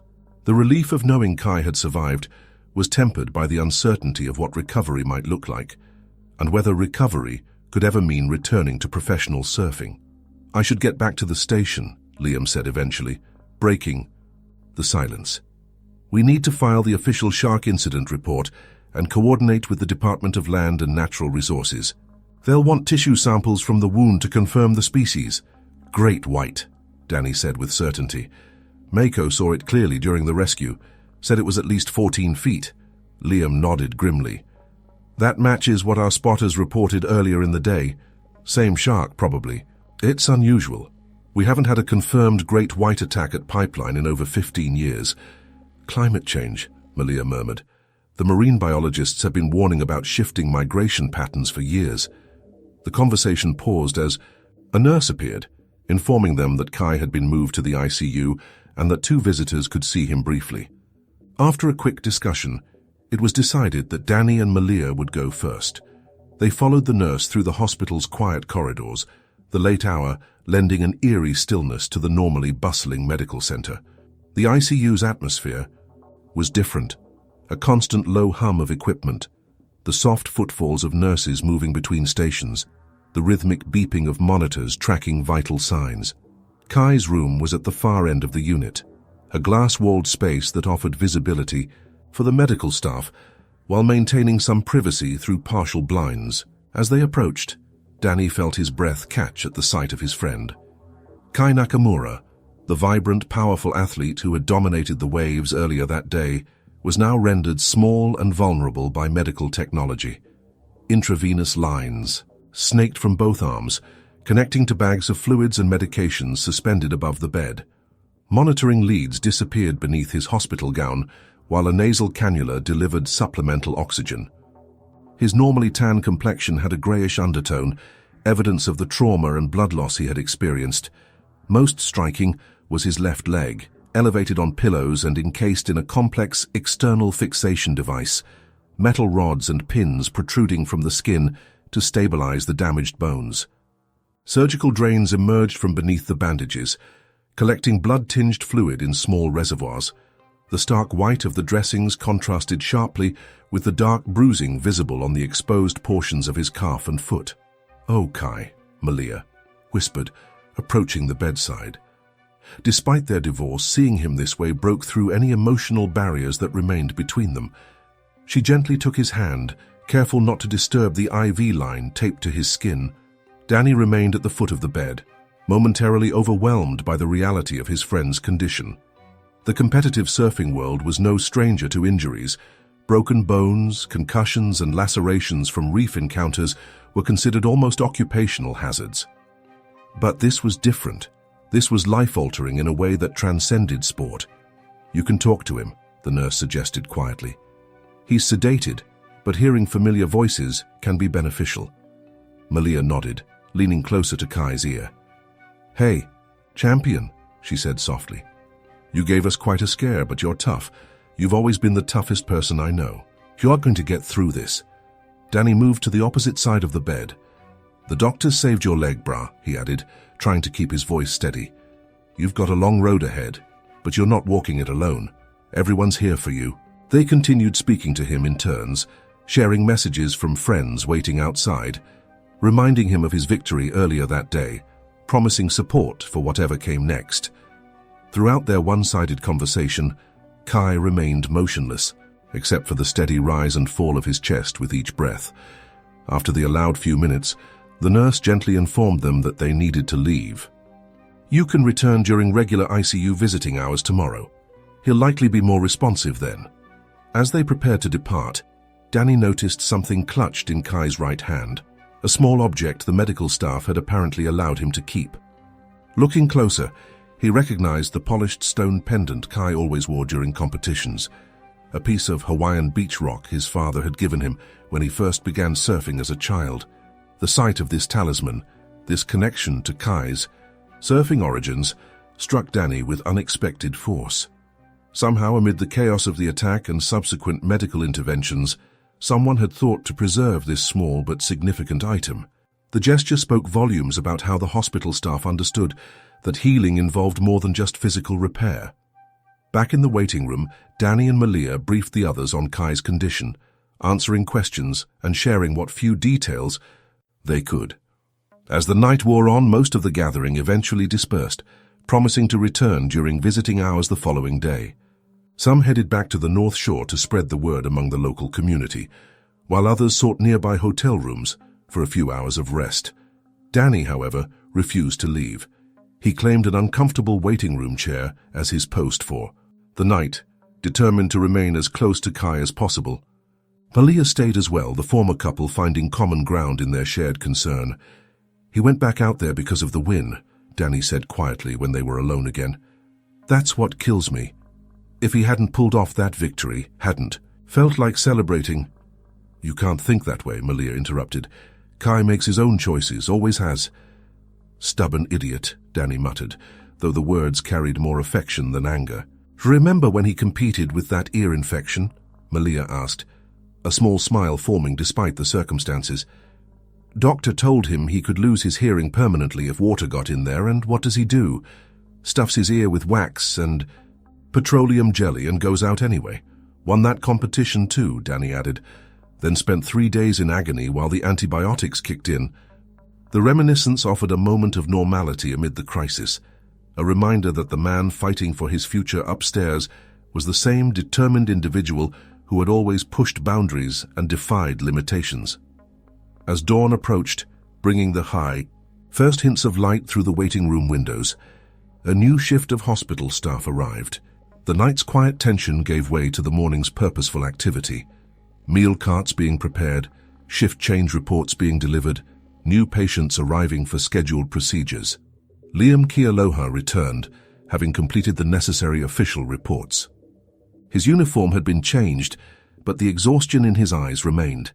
He carried a cardboard tray of coffee cups, offering them to Danny and Malia. "Any updates?" he asked. "Nurse checked in about an hour ago," Danny replied, accepting the coffee. Gratefully. "No changes. He's stable." Liam nodded, taking the seat across from them. "The Department of Land and Natural Resources has issued a shark warning for all North Shore beaches. They'll remain officially closed for at least 48 hours, while marine patrols assess the situation." "Has anyone spotted the shark again?" Malia asked. "Not yet. Great whites don't typically linger after an encounter. It's likely moved on to deeper waters."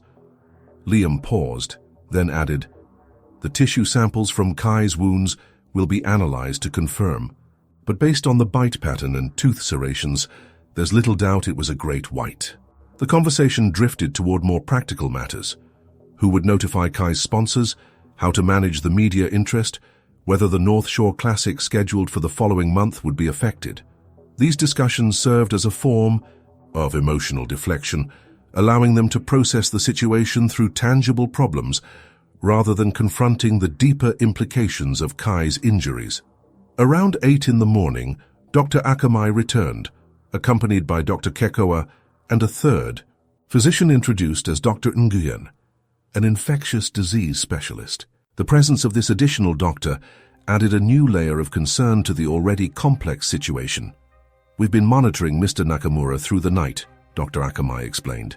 He's remained stable, but we're seeing some concerning markers in his blood work that suggest a potential infection developing. Dr. Nguyen elaborated. Shark bites pose a unique infection risk. Their mouths contain a diverse microbiome that can introduce unusual bacteria into the wound. We're starting him on a broad-spectrum antibiotic regimen while we culture samples to identify the specific organisms involved. The doctors continued explaining the next phase of treatment: wound cleaning and assessment, possible additional surgical debridements, and the critical monitoring of blood flow to the damaged tissues. Throughout the explanation, they maintained a cautiously optimistic tone while being transparent about the challenges ahead. When will he wake up? Danny asked. We're beginning to lighten the sedation now, Dr. Akamai replied. He should regain consciousness gradually over the next few hours.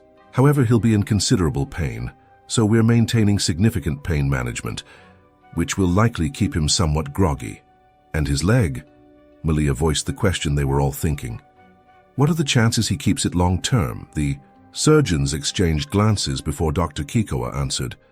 If we can control infection and maintain adequate blood flow, there's a reasonable chance of saving the limb. However, function is a separate question. The nerve damage is extensive. Even with the best possible recovery, he'll likely have permanent limitations in mobility and sensation. Will he surf again? Danny asked directly. The brief silence that followed provided an answer more eloquent than words. Finally, Dr. Akamai spoke.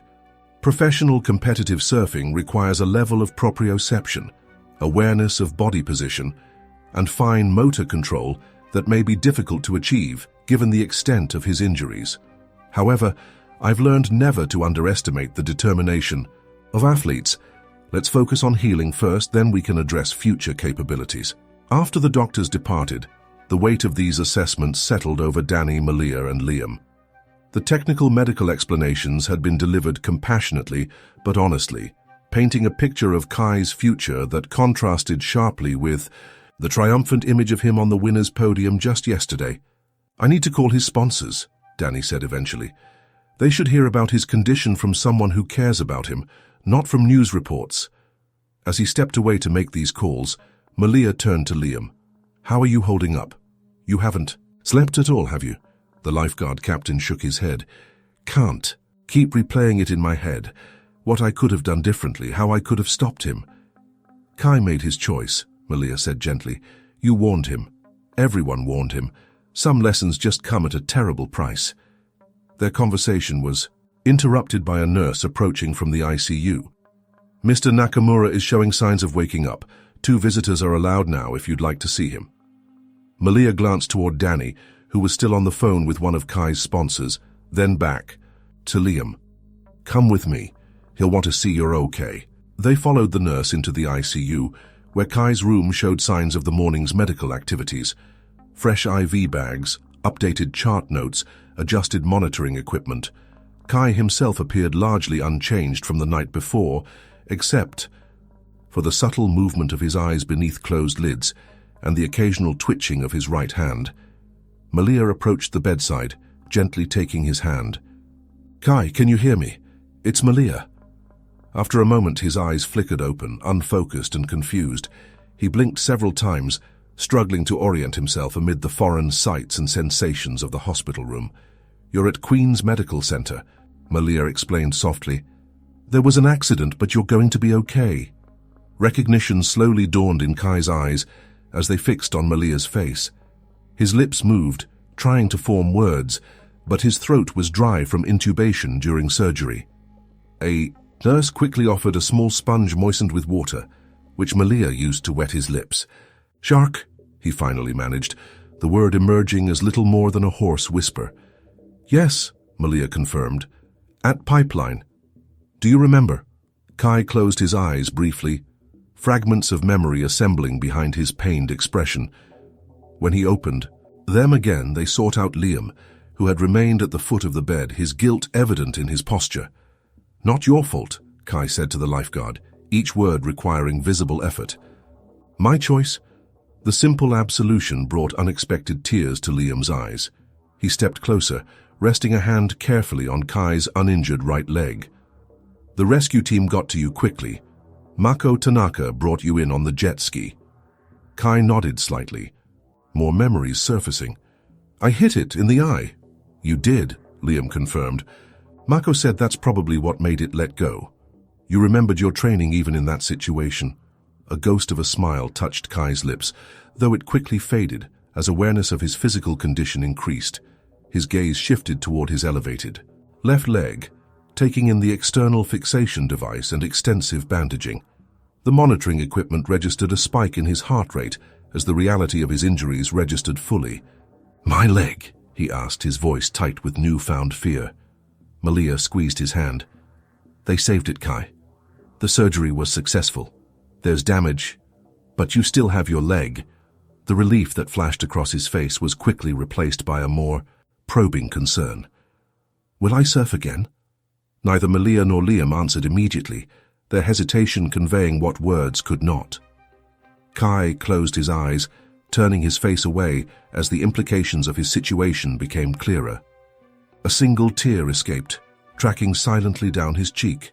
"I'm sorry," Malia whispered, her own eyes filling. "The doctors say to focus on healing first, one step at a time."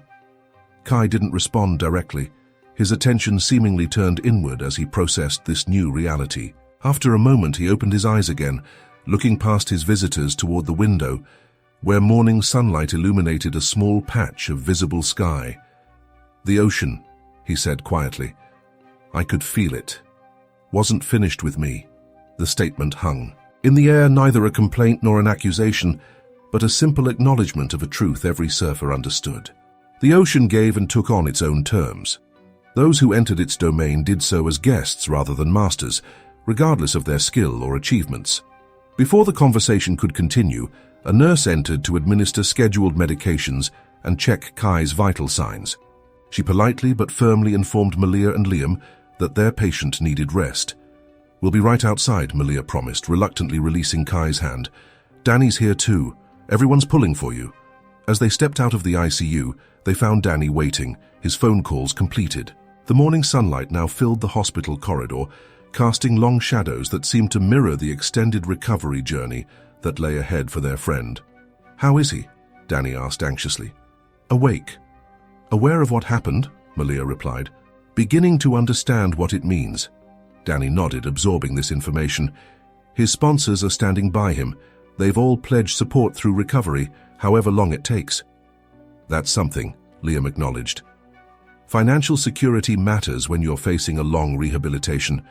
The three stood together in the quiet hospital corridor, united by their concern for Kai, yet individually processing what his changed future might mean, not just for him, but for the North Shore community, the surfing world, and their own lives which had orbited around his for so long.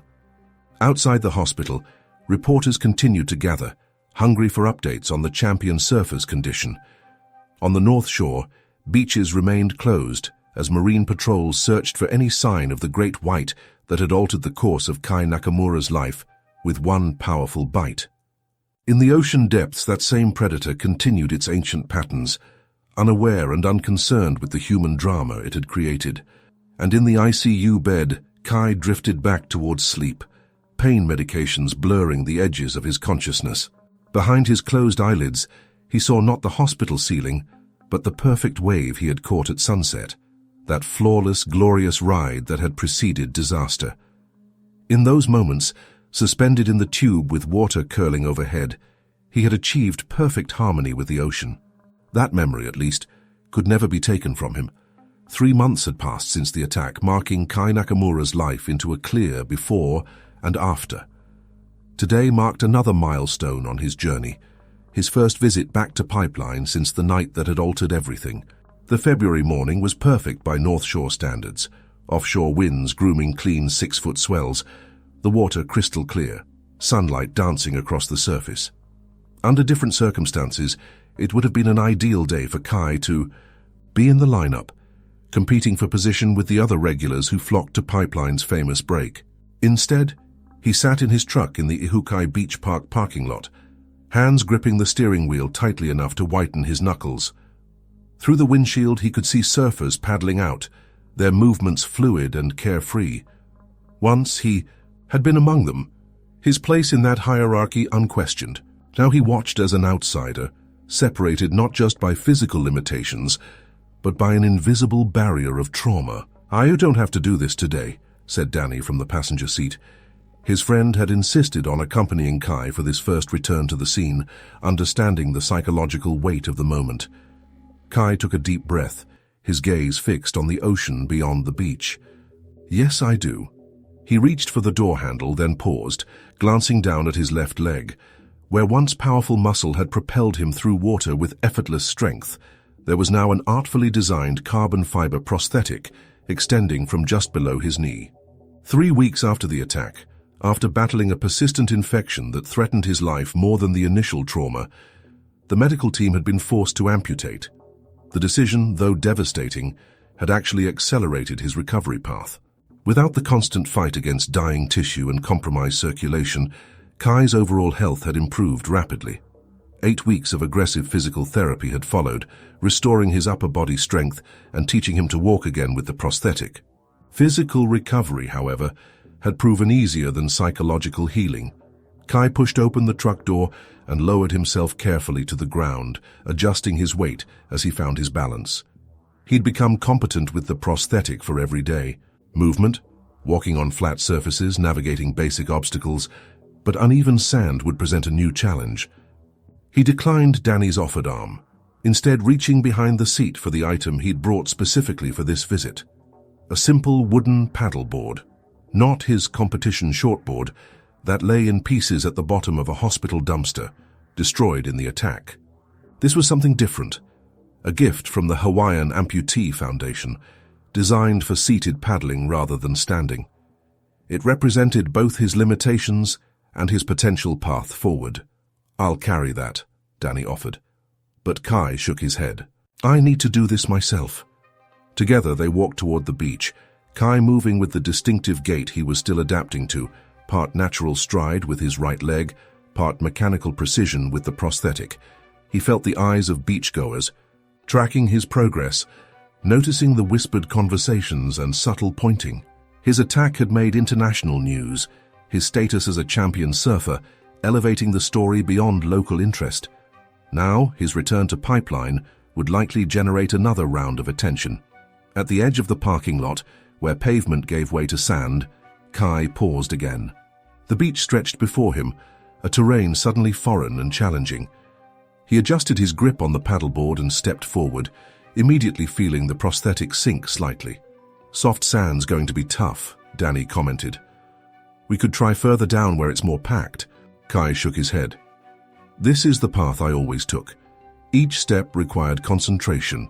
The prosthetic behaved differently on the yielding surface, requiring adjustments to his balance and stride that his physical therapists had warned him about, but could not fully prepare him for." Halfway to the water's edge, he stopped, breathing heavily from the exertion and emotional weight of the journey.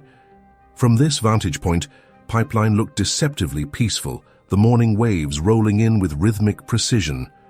Only those familiar with the break understood the power lurking beneath that seemingly tranquil surface. The shallow reef that created the perfect tubes also posed constant danger to those who misjudged their approach or timing. Kai had respected that power throughout his career, had studied it, had formed a relationship with it that bordered on the spiritual.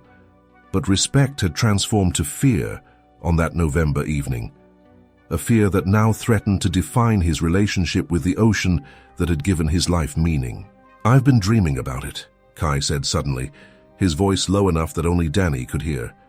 "Not just the attack, the wave before it. That perfect tube I caught right before everything went wrong." Danny nodded, understanding the significance. "It was beautiful, man. Even from shore we could see it was special." "The thing is," Kai continued, staring at the water, "in my dream there's no shark. I ride that wave all the way to shore, come back to the bar, celebrate with everyone. Then I wake up, and for a few seconds, I forget what actually happened.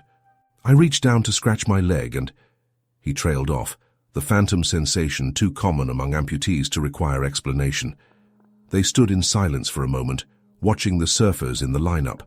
A set approached, and one rider caught a wave, dropping into a small barrel before cutting back across the face. The movements were familiar, almost painfully so to Kai. Weight distribution, timing, the reading of water patterns that had once been as natural to him as breathing. "Let's get closer," he said finally, resuming his careful progress toward the water. At the shoreline, where wet sand offered firmer footing, Kai set down the paddleboard and lowered himself to sit beside it. The prosthetic leg extended before him, its mechanical nature incongruous against the natural beauty of the beach. He'd opted for a functional, rather than cosmetic design, the carbon fiber and titanium components visible rather than hidden beneath a lifelike covering. "It's strange," he mused. "I expected to feel more, I don't know, traumatized being back here, but it's just pipeline, the same break I've surfed since I was a kid." "The ocean doesn't hold grudges," Danny replied. "It just is." A comfortable silence fell between them, the kind possible only in friendships that had weathered decades and shared experiences. Danny had been there through Kai's early competitive successes, his mid-career slump, his divorce from Malia, and the unexpected comeback victory that had preceded the attack. Now he was here for whatever came next, his presence offering continuity. In a life sharply divided by trauma, the peaceful moment was interrupted by approaching footsteps. Kai looked up to see Liam Kealoha, his uniform marking him as on duty despite the early hour. "Thought that was you," the lifeguard captain said, his expression a mix of surprise and concern. "First time back?" Kai nodded. "Needed to see it again." Liam glanced at the paddleboard. "Planning to go out?" "Just to the inside break. Seated paddling only. Doctor's orders."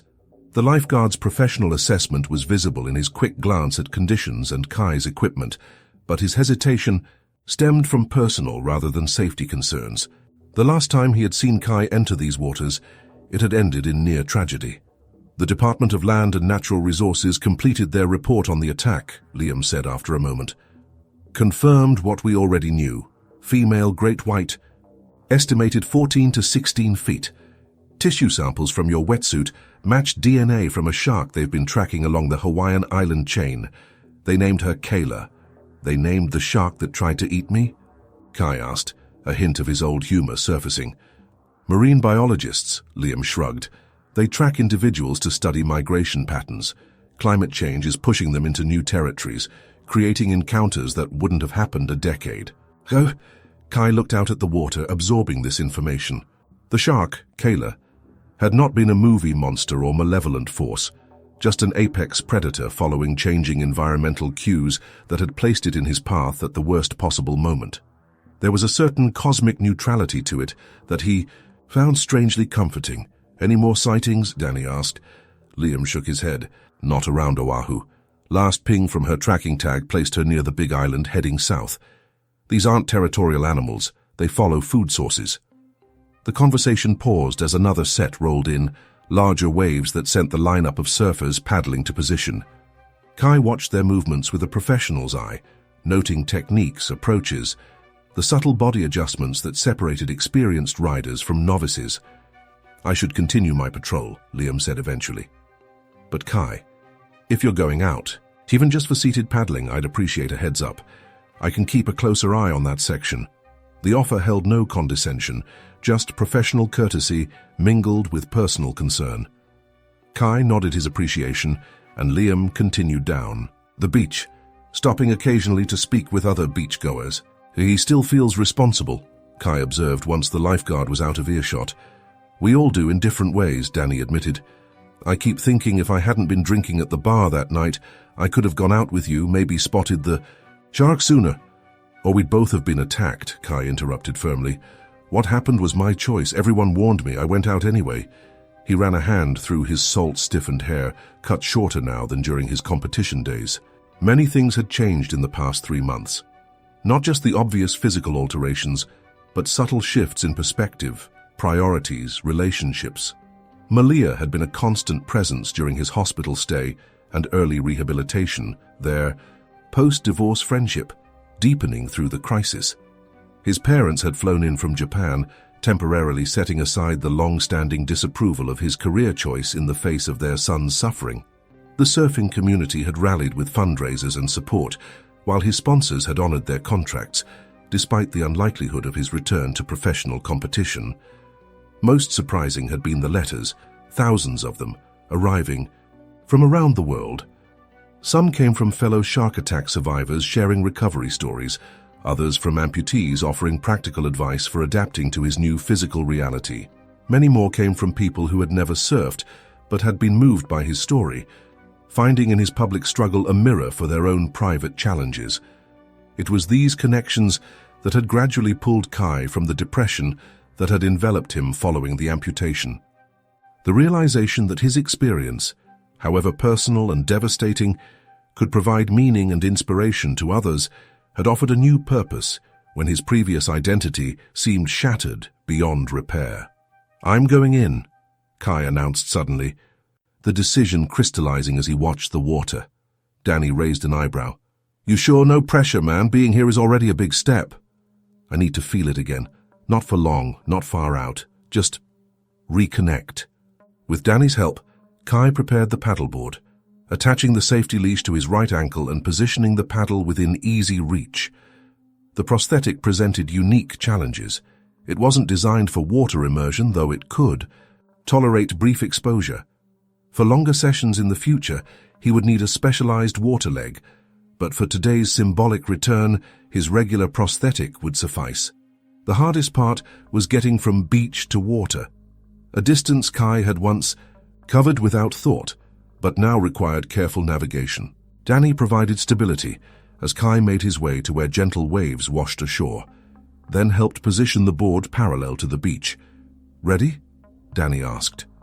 Kai nodded, lowering himself onto the paddleboard and using his arms to propel it forward, into deeper water.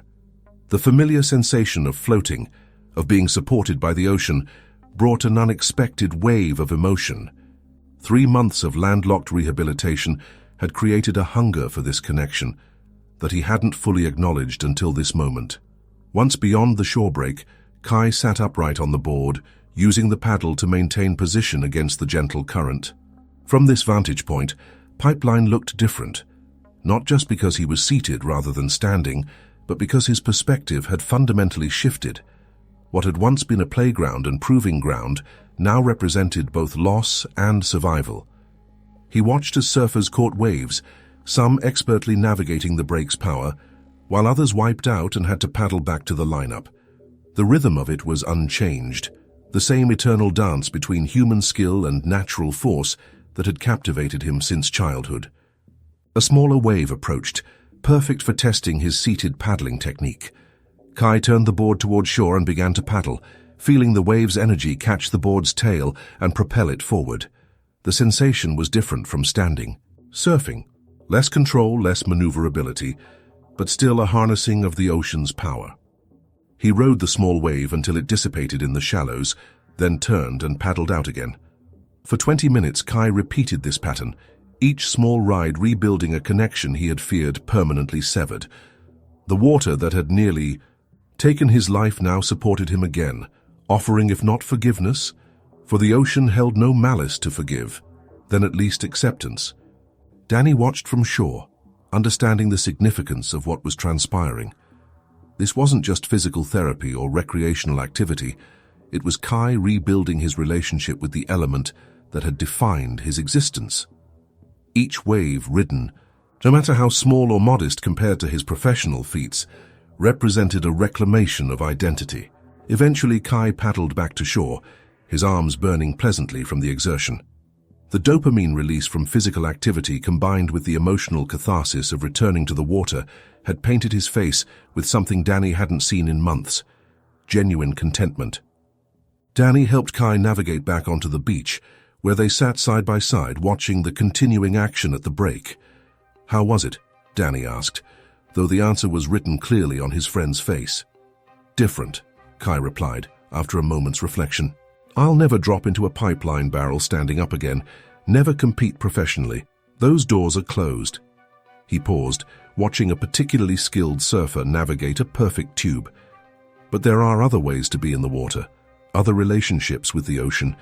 The philosophical tone was new, part of the perspective shift that trauma had forced upon him. Before the attack, Kai's relationship with surfing had been performance-focused, measured in competition results and recognition. Now, forced to reimagine his connection to the sport, he was discovering aspects he had overlooked in his pursuit of professional success.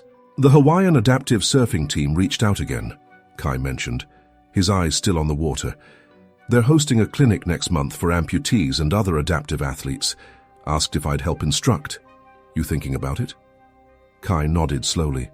"I've spent 20 years taking from the ocean, the rush, the recognition, the career. Maybe it's time to give something back, help others find their way to the water, especially those who think certain doors are closed to them." Danny smiled, recognizing the healing implicit in this shift toward helping others. "You'd be good at that." The kids at those clinics would lose their minds having Kai Nakamura as a coach. "Former champion Kai Nakamura," he corrected, but without bitterness. "Current amputee and shark attack survivor." "Current survivor," Danny emphasized. "That's the part that matters." They sat in comfortable silence for a while longer, the February sun warming their shoulders as the day's beach crowd gradually increased.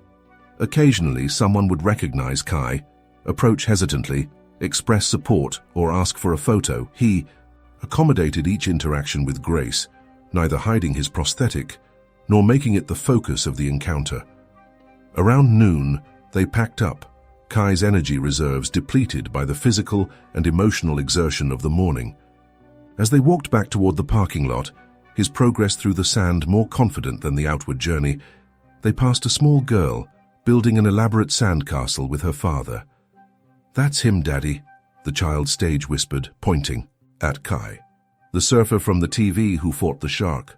The father looked embarrassed, attempting to shush his daughter, but Kai paused, smiling. "It's okay," he assured the father, then crouched down to the girl's level, balancing carefully. "I didn't fight the shark, though. The shark was just being a shark. I was in its home." The girl's eyes widened. "Did it hurt?" "Emma," her father scolded, but Kai waved away the concern. "It did hurt," he answered honestly, "but I'm getting better every day."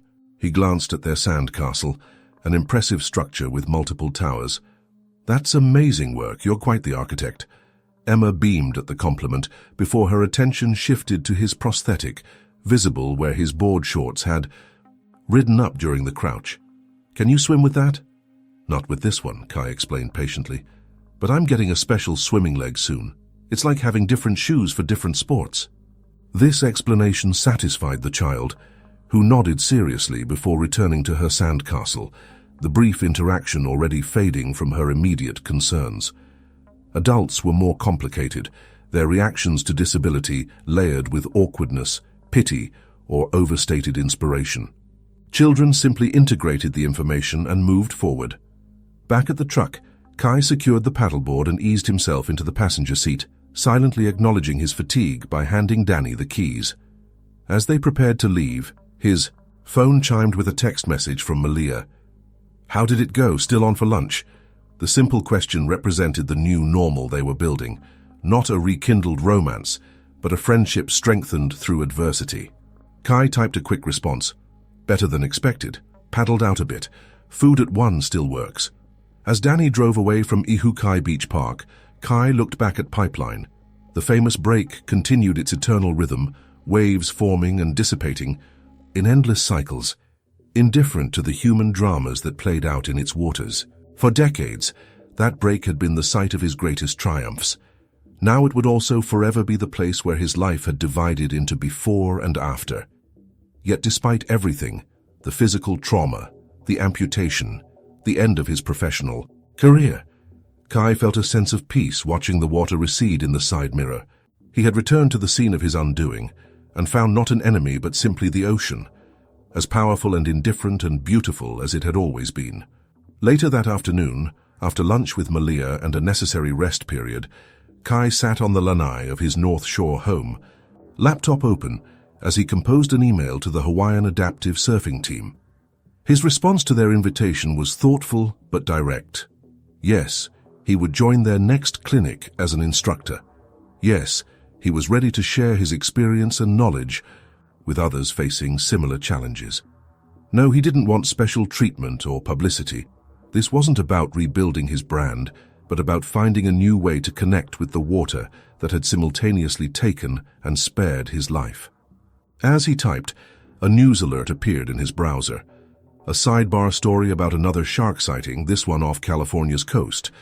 The photo showed a dorsal fin cutting through the water, accompanied by the usual sensationalist headline equating the animal's presence with imminent danger. Kai paused his email to read the article, finding the familiar pattern of fear-based reporting that treated sharks as mindless killing machines rather than essential apex predators maintaining ocean ecosystems. 3 months ago, he might have accepted this framing without question. Now, having become part of the statistical footnote of shark-human interactions, he recognized the narrative's limitations. He returned to his email, adding a new paragraph. I'd also like to discuss incorporating ocean conservation and shark awareness into the program. My experience has given me a unique perspective on our relationship with the marine environment, including its predators. There's an opportunity here to promote understanding alongside recreation. The addition felt right, a way to transform his trauma into something constructive that acknowledged the complex reality of humans in marine environments. The shark that had altered his life path hadn't been a villain. It had been a wild animal following instincts shaped by millions of years of evolution. The ocean where he had nearly died wasn't his enemy. It was simply an indifferent natural force that operated according to its own ancient rules. Kai sent the email, then closed the laptop and leaned back in his chair, gazing toward the horizon where sky met sea in a perfect line. His journey forward would never be simple or straightforward. There would be phantom pain, both physical and emotional. There would be frustrations with the limitations of prosthetic technology. There would be moments of grief for the career, and capabilities now beyond his reach. But there would also be new waves to catch, new skills to master, new ways to define his relationship with the water. The ocean that had nearly claimed his life still called to him, its voice changed but not silenced by trauma. And he, irrevocably changed but not defeated, would answer that call on new terms. Tomorrow, he would return to Pipeline. The day after, perhaps Sunset Beach. Each visit a reclamation, each paddle out a declaration that fear would not have the final word in the story of Kai Nakamura and the sea that had shaped his existence. The last wave at Pipeline had not, after all, been his last wave, merely the closing of one chapter and the uncertain beginning of another.